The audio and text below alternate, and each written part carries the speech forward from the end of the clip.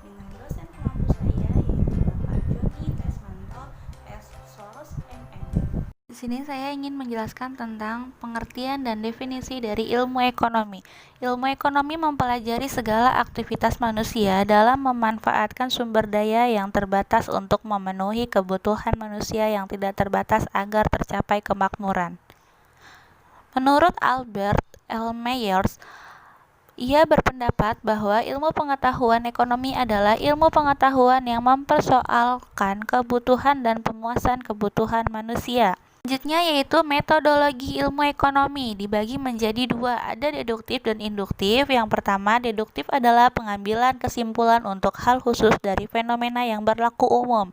Yang kedua, induktif, yaitu mengambil kesimpulan untuk hal-hal umum dari fenomena yang berlaku khusus. Selanjutnya yaitu ada ceteris paribus dan fallacy of composition. Yang pertama, ceteris paribus adalah penyederhanaan model dengan mengasumsikan faktor lain konstan. Yang kedua, fallacy of composition adalah apa yang baik dalam skala kecil belum tentu baik dalam skala besar. Selanjutnya yaitu ekonomi positif dan normatif. Ekonomi positif adalah mempelajari perilaku ekonomi secara apa adanya, dan ekonomi normatif adalah mempelajari bagaimana sebaiknya hubungan antara variabel. Yang pertama, mengevaluasinya sebagai baik atau buruk. Yang kedua, menyarankan tindakan tertentu. Selanjutnya yaitu ada ruang lingkup ilmu ekonomi. Ada mikroekonomi. Mikroekonomi mempelajari variabel-variabel ekonomi dalam lingkup individu, misalnya perusahaan dan rumah tangga. Yang pertama contohnya interaksi di pasar barang. Dan kedua contohnya tingkah laku pembeli dan penjual. Yang ketiga contohnya yaitu interaksi di pasar faktor produksi. Selanjutnya yaitu makroekonomi, yaitu mempelajari variabel-variabel ekonomi secara agregat atau keseluruhan. Contohnya yaitu kajian perekonomian secara nasional, pengeluaran agregatif atau full employment, dan pengangguran dan inflasi. Teori ekonomi. Teori ekonomi dibagi menjadi dua, ada ekonomi mikro dan ekonomi makro. Ekonomi mikro dibagi menjadi tiga macam. Yang pertama, interaksi di pasar barang. Yang kedua, perilaku pembeli dan penjual. Yang ketiga, pasar faktor produksi. Dan ekonomi makro dibagi menjadi tiga macam juga. Yang pertama, tingkat perekonomian negara. Dua, pengeluaran agregat. Tiga, pengangguran dan inflasi. Selanjutnya kita masuk ke dalam materi bisnis. Apa sih arti bisnis itu? Bisnis adalah suatu organisasi yang menjual barang atau jasa kepada konsumen untuk mendapatkan sebuah laba. Kata bisnis dari bahasa Inggris yaitu business atau busy yang berarti sibuk. Dalam konteks individu, komunitas ataupun masyarakat, dalam artian sibuk mengerjakan aktivitas dan pekerjaan yang mendatangkan keuntungan. Jenis bisnis ada tiga, yang pertama barang, yang kedua jasa, yang ketiga toko atau gabungan barang dan jasa. Perusahaan.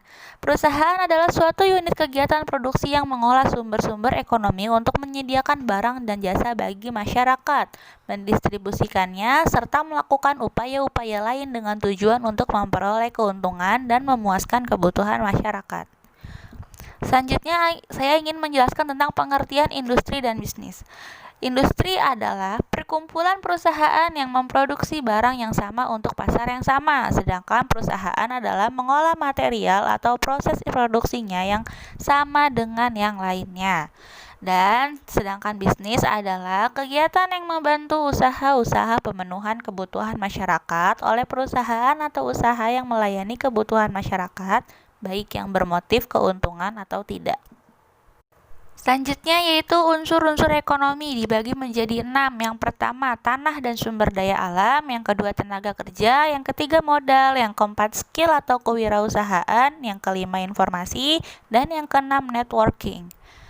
Penjelasan hakikat bisnis. Apa sih hakikat bisnis itu? Hakikat bisnis adalah seorang pebisnis harus melihat kebutuhan masyarakat lingkungannya dengan proses identifikasi potensi bisnis, bahkan antisipasi atas pertumbuhan potensi pasar di masa depan. Intinya, pebisnis harus melakukan manajemen terhadap faktor produksi yang tersedia dengan memperhitungkan korban atau biaya yang ditanggungnya dalam kegiatan produksi dan menyajikan kepada konsumen atau masyarakat. Baik, selanjutnya adalah perusahaan sebagai suatu sistem.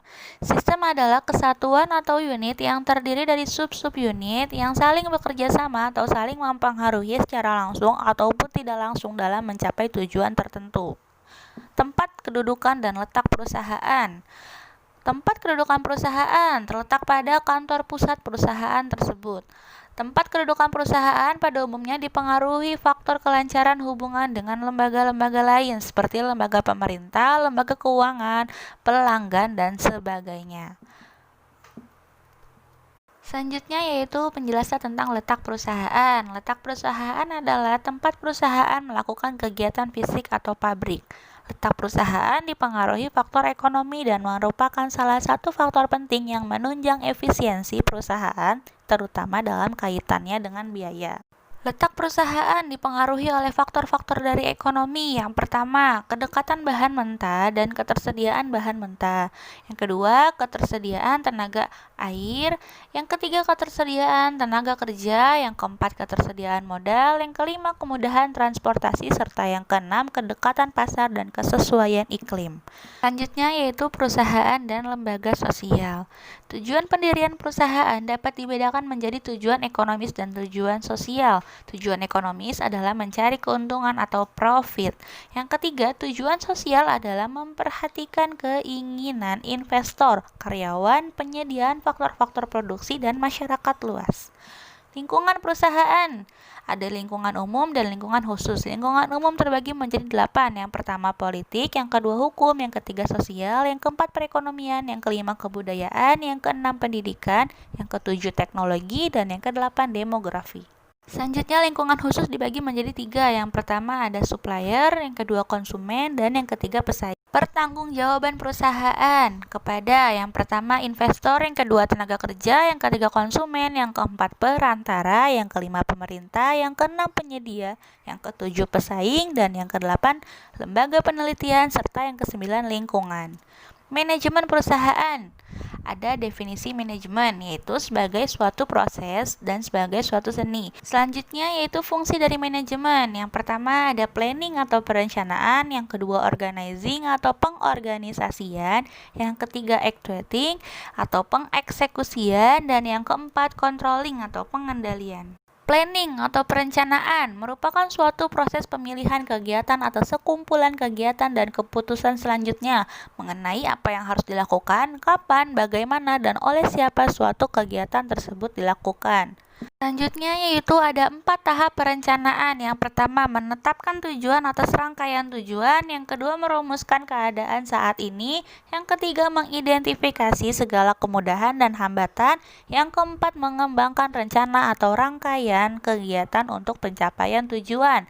Manfaat perencanaan itu sendiri terbagi menjadi 5. Yang pertama memberikan arah dan tujuan bagi organisasi, yang kedua sebagai pedoman untuk mengevaluasi pelaksanaan kegiatan, yang ketiga, mengurangi resiko karena ketidakpastian atau perubahan di masa yang akan datang. Yang keempat, membantu memperkirakan peluang di masa yang akan datang.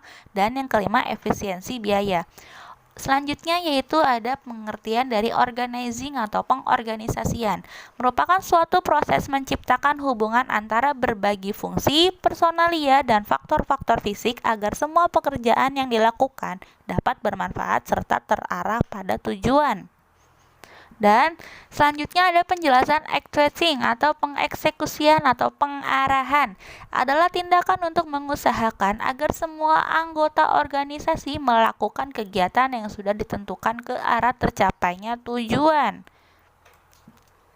Dan selanjutnya juga ada pengertian dari controlling atau pengendalian, merupakan aktivitas untuk menemukan, mengoreksi adanya penyimpangan-penyimpangan dari hasil yang telah dicapai dibandingkan dengan rencana kerja yang telah ditetapkan.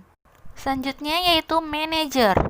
Keterampilan relatif yang dibutuhkan manajer, yang pertama technical skill, yang kedua human relation skill, dan yang ketiga conceptual skill.